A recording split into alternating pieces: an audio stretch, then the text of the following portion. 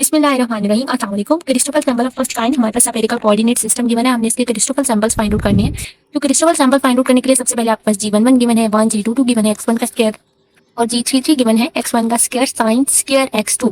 अब आपने क्या करना है, सबसे पहले पता लगाना है कि कौन से non zero Christoffel symbol exist करती हैं। तो उसका पता लगाने के लिए आपके पास मैट्रिक्स में जितनी वैल्यूज गिवन होंगी आप सबसे पहले वो देख लें।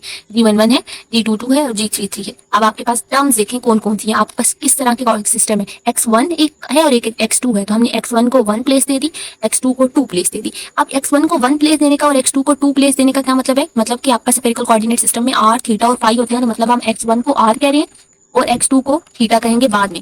अब आपने क्रिस्टोफल सैंपल्स बनाने हैं। G11 एक कांस्टेंट टर्म है, इसके अलावा कोई भी क्रिस्टोफल सैंपल एग्जिस्ट नहीं करेगा। अब G22 पे आए, G22 पे क्या है, आपके पास x1 का स्क्वायर पड़ा है, तो आपने x1 को क्या प्लेस दी, 1 प्लेस दी। मतलब आप क्या लिख लेंगे, G22 कामा 1 लिख लेंगे। अब 2 और x1 पड़ा था ना G22 पे, तो इसलिए हमने उसको कामा 1 कर दिया। आप G22 कामा 1 हो गया, आप उसके क्रिस्टोफल सैंपल बनाना स्टार्ट कर दें। जितने इसको रोटेट करके बन सकते हैं, सबसे पहले तो गामा 2 लिख लें, फिर आप इसको रोटेट कर लें, 1 स्टार्टिंग में ले आए या 1 दरमियान में ले आए तो 2 1 2 कर लें, फिर आप इसको गामा 2 2 1 कर लें।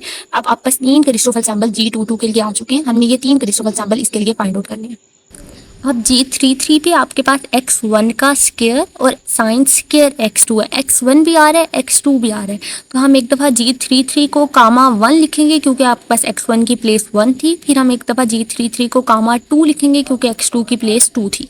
हमने दोनों टर्म्स लिख ली। अब आप क्या करेंगे, इसके क्रिस्टोफल सैंपल बनाएं। सबसे पहले आपके पास गामा 331 बन गया, फिर इसको रोटेट कर लें, एक दफ़ा गामा 313 हो जाएगा, फिर आपके पास गामा 3, इसको मज़ीद रोटेट करें, आपके पास 2 ऐसे बनेंगे जो कि सिमेट्री होंगे। अब आपके पास 3 क्रिस्टोफल सैंपल बन रहे हैं, इसके अंदर से आप 2 फाइंड आउट करेंगे तो आपके पास तीसरे का आंसर खुद ब खुद आ जाएगा। अभी हम सॉल्व करेंगे तो देखेंगे। फिर आपके पास गामा 332, उसको भी इसी तरह से सॉल्व करें।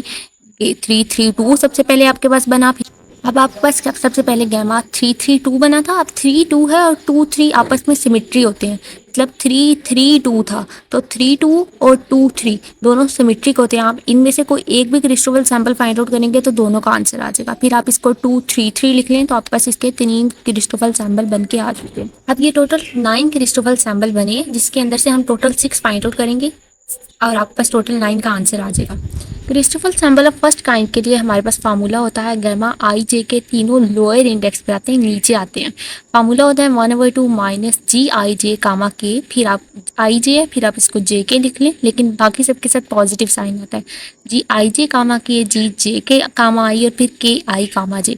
अब हम सबसे पहले गामा 212 फाइंड आउट कर लेंगे। जब आप 212 फाइंड आउट करेंगे या आप पास जितने भी 3 गैमाज आए हैं G22 के लिए, हम वो बारी बारी सारे फाइंड आउट करेंगे। तो सबसे पहले गामा 212 करते हैं। आपके पास आई क्या है, जे क्या है, के क्या है, पता चल रहा है आई 2 है, जे 1 है और के आपके पास 2 है। तो वह फार्मूले में वैल्यूज पुट करें इसी तरह से 1/2 जी आई जे है तो आपके पास 2 1 कामा 2 हो जाएगा। फिर जे के की वैल्यू पुट करें और फिर के आई की वैल्यू पुट करेंगे। तो इस तरह से आपके पास सारी वैल्यूज हम फार्मूले में पुट कर लेंगे। अब बारी आती है कि आपने वैल्यूज कौन सी पुट करनी है।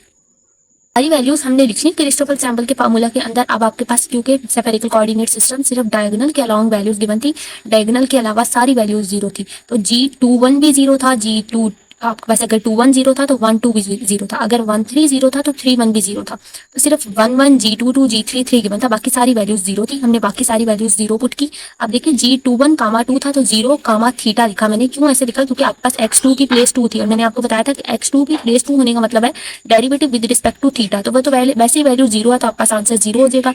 फिर G12 की वैल्यू 0 है तो वो भी हम डायरेक्ट आंसर 0 लिख सकते हैं। फिर G22 पे आए, G22 आपके पास x1 का स्क्वायर है, x1 का स्क्वायर का मतलब है x1 का मतलब r का स्क्वायर है और कामा किसके रिस्पेक्ट से है, 1 के रिस्पेक्ट से। x1 का स्क्वायर विद रिस्पेक्ट टू 1, 1 का मतलब है आपके पास derivative with respect to x1 with respect to r। तो आप partial by partial r square का ले लें 2r और आप कैंसिल करेंगे तो आपके पास गामा 212 r आ जाएगा।